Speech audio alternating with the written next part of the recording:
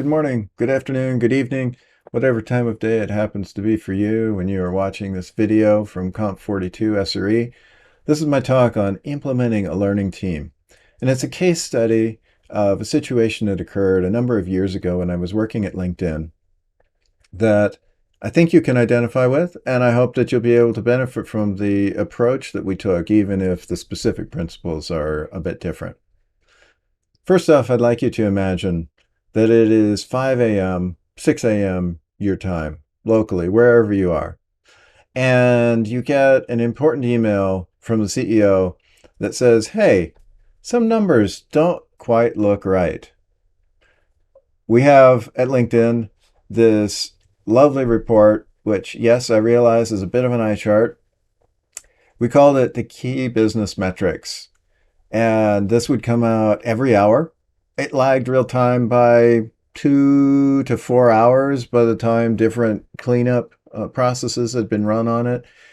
And our CEO was unique in his capability for pattern detection. He would look at this, and let me zoom in on this a little bit for you. It's an hourly report covering the last 24 hours for a handful of crucial activities that would occur on the site. Page views is one of them. And then I've just labeled the others as activities 1 through 8. And you can see that when you compare week over week, that a number of these are down, a number of them are up.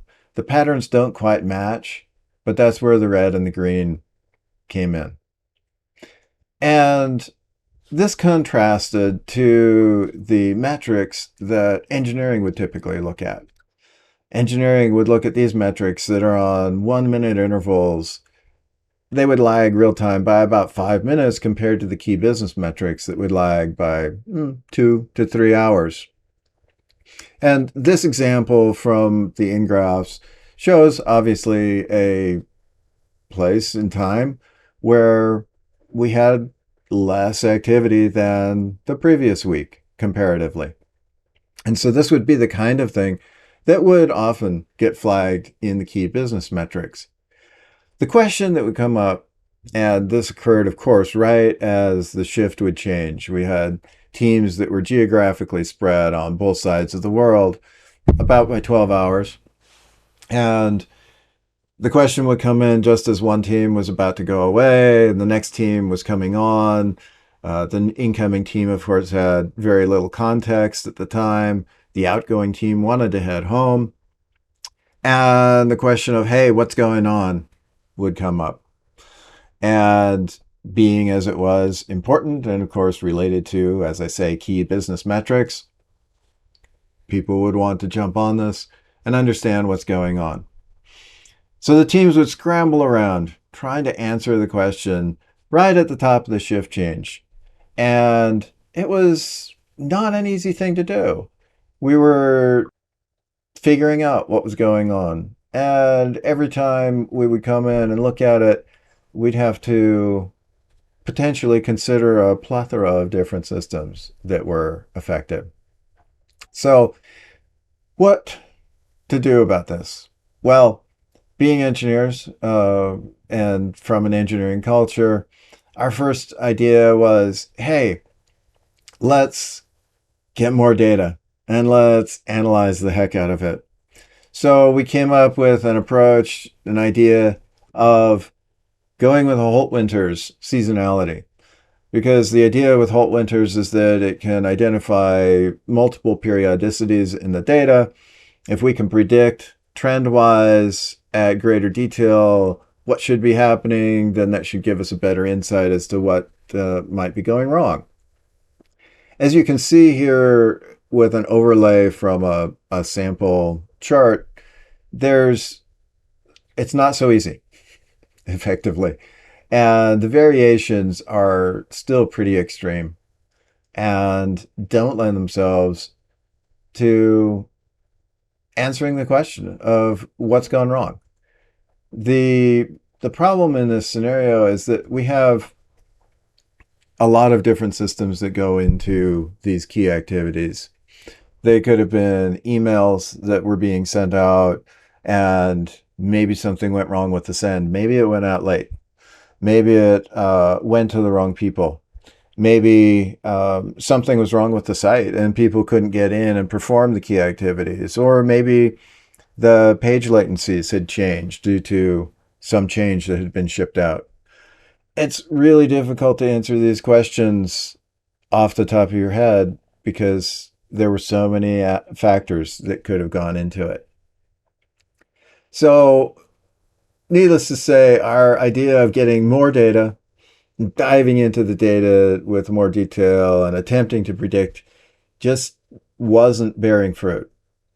So we took a step back and we got the teams together and we said, okay, let's see if we can equip the teams, both the outgoing team and the incoming team, to be able to answer these questions. Let's start by answering the questions. We'll figure out how to automate things down the road. So we started off with what I called calibrating the intuition of the teams. We got the teams from the two different geographies, plus kind of an overseeing team together, actually key practitioners from these, and said, let's all get on the same page as to what could be happening, what is happening, and how can we tune our intuition to match our CEO's intuition so that we can be ahead of the game and say, hey, we saw this, and here's the reason, and you don't need to worry. That was ultimately what we wanted to be able to answer. Or, of course, if there was a real problem, then we wanted to be able to send that off to the correct teams to address. So we started with a regular weekly meeting, of course, with teams that are split by 12 hours. This wasn't an easy thing necessarily to do, but we got together, we went and combed through last week's data. Each week we would get together, we would look at the past week's data, and we would bring the insights from everybody on the project team together to say, what did we see? What did we miss?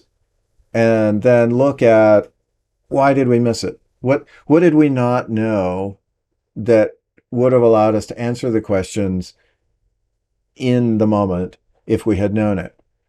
So this is really, in a joint cognitive system, this is improving the common ground amongst the practitioners, making sure that the people who are involved are starting from a common place, that we know both the performance of the system as well as the first and second order contributors to how the system is performing and what could be impacting these results. We also found a very important thing that needed to be considered were environmental aspects. Being a global service, and of course, people interact with a service when they're awake, not generally, unless they're a bot or a scraper. Are they operating outside of their normal daytime hours? Also, being work-oriented, a professional network, as LinkedIn is, people would tend to interact with the service quite differently if it was a holiday from work. If it was, for instance, the recent Memorial Day holiday, the performance and the activity from the United States on Monday, when it was a national holiday in the United States, would be very different than the performance, for instance, from Canada or for Europe, where there is no holiday and normal behaviors persist. The United States would be quite different on a holiday that's just for the United States. So we had to become aware of the holidays and whether or not they were going to be impacting people's use of the site on a global basis. Interestingly, we even found such anomalies as the performance of sporting events would cause anomalies in the system. This is a graph from a talk that was given a couple of years ago from one of my colleagues, where he looked at the performance of the site in the context of the United States Super Bowl. It turned out that the Sharks were also playing, which is a local sports team from San Jose. But you can see significant anomalies at key points in the game as it applied. This was on a Sunday. Super Bowls are always on Sunday in the United States. But we would also find similar things for the World Cup, whether that was in um, football or cricket. Of course, those things affect different geographies and have differential impact by different countries. So it was an interesting challenge, to say the least, to understand how these different aspects play out against each other. So, having calibrated the intuition of the folks on the team, we started off to take dual control in a sense, such as this airplane. We wanted ultimately to get everybody flight qualified. We wanted every individual engineer that was doing the on call response to be able to successfully fly the plane and answer the CEO directly without having to escalate or cross check their answers.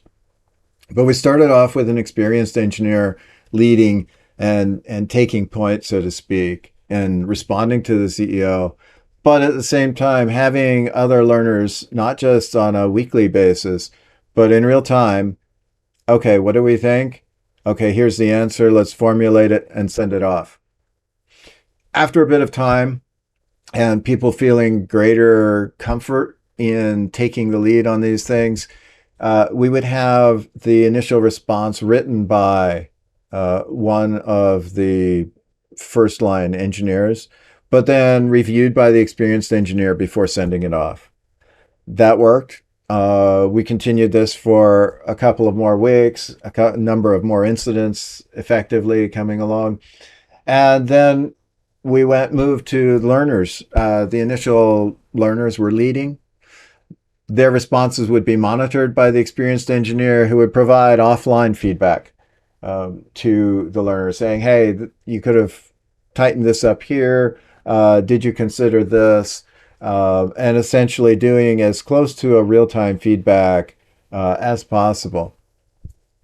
Ultimately, we got to the point where our first line engineers were fully flight certified. They were able to take control, to jump in, make the responses, and what was really the best over a little additional time is that they got to the point where they were able to anticipate most of the questions that were coming from the CEO. They would be able to say, hey, there's a holiday in India today, and as a result, the traffic from India is going to be significantly anomalous. Or there's a significant holiday across Europe, continental Europe, for example. And so during the hours of X, Y, and Z, traffic is not going to match last week's traffic. With this success, we were able to back off on the calibration meetings. We were able to drop it down from meeting weekly to meeting every other week, and then once a month. And then ultimately, we were able to discontinue the calibration meetings because with the full flight certification, so to speak, of the team, they were able to do this, and anticipating these problems made everybody much happier because there wasn't a huge scramble to deal with problems at the end. Now, over time, automation was built in order to help. So we started off with understanding what was going on in the environment. Thanks to time and date, I have a link to this at the end of the slide. We were able to get a picture of holidays around the world. Now, what this doesn't tell you is whether or not the holiday matters to people's behavior on a professional networking site. That's something that we had to learn, what the key holidays were and whether or not it was significant enough to have a measurable impact on these key business metrics.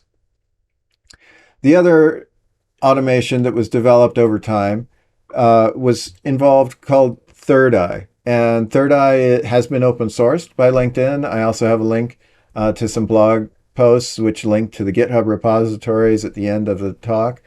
And this is an example screenshot from one of the blog posts, which shows that based on a number of different dimensions in the data, we see in this example here that the iOS presence is dramatically negatively affected, and maybe something was broken. Maybe direct links for iOS were broken. This is all hypothetical, but the result on the key business metrics is notable and negative. And so with the third eye tooling, the team was much able to drill in much more quickly and understand the dimensions that mattered, whether it be by country, whether it be by platform, or a number of other factors that affected how the performance of the system came out.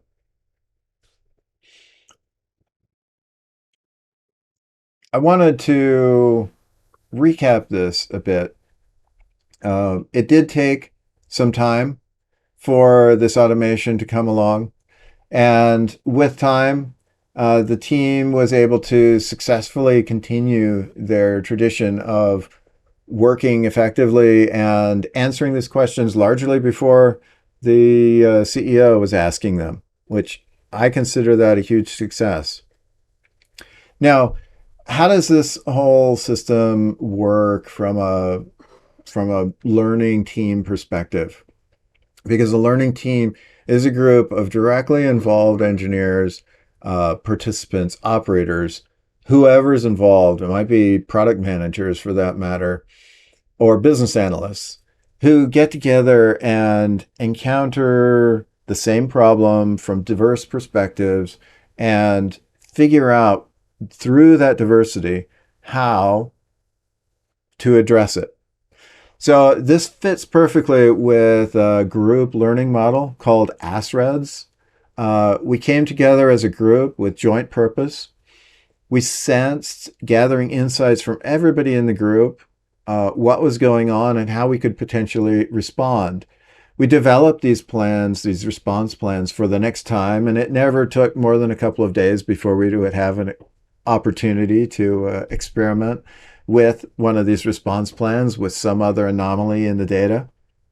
We were able to observe the effect of the responses and meet in our continued calibration meetings to understand how to fix and respond to make better our responses. We were able to refine these plans and collaborate on a continuing basis at the same time as tooling was being developed. Now, the tooling did take 3 or 4 years to come into play. If we had had to continue to scramble several times a week for 3 or 4 years without having a good answer for the CEO, that would have been a terrible experience for everybody involved. Ultimately, we were able to share outside of the non-project team to the wider group of on-call engineers who were fielding these things and dealing with the key business metrics data. And the larger team was up-leveled because of the work of this core project learning team.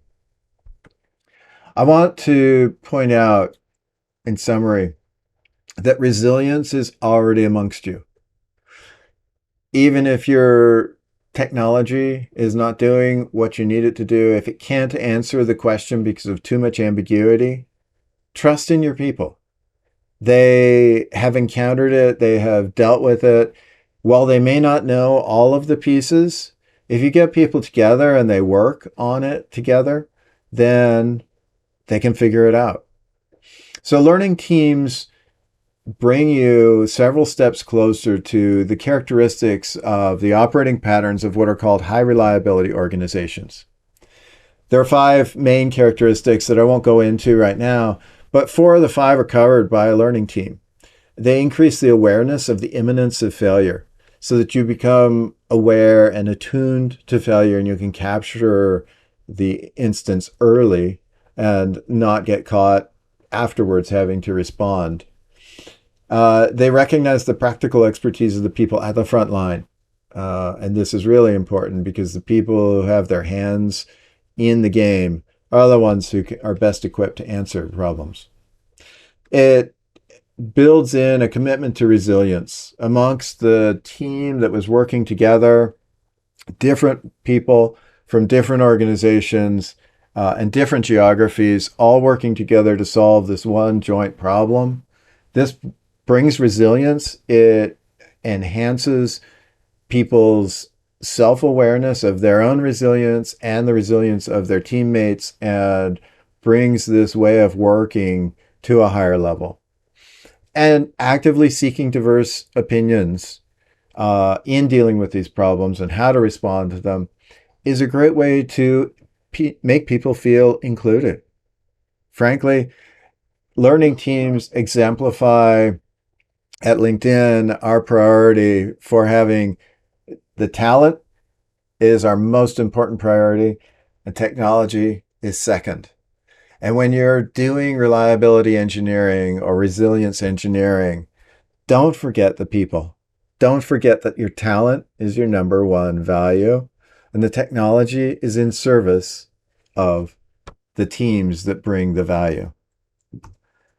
I have some resources and links here. I think the slides will be available afterwards if you want to know more about any of the content that I mentioned. Thank you for joining me here at Conf42 SRE, and enjoy the rest of the conference.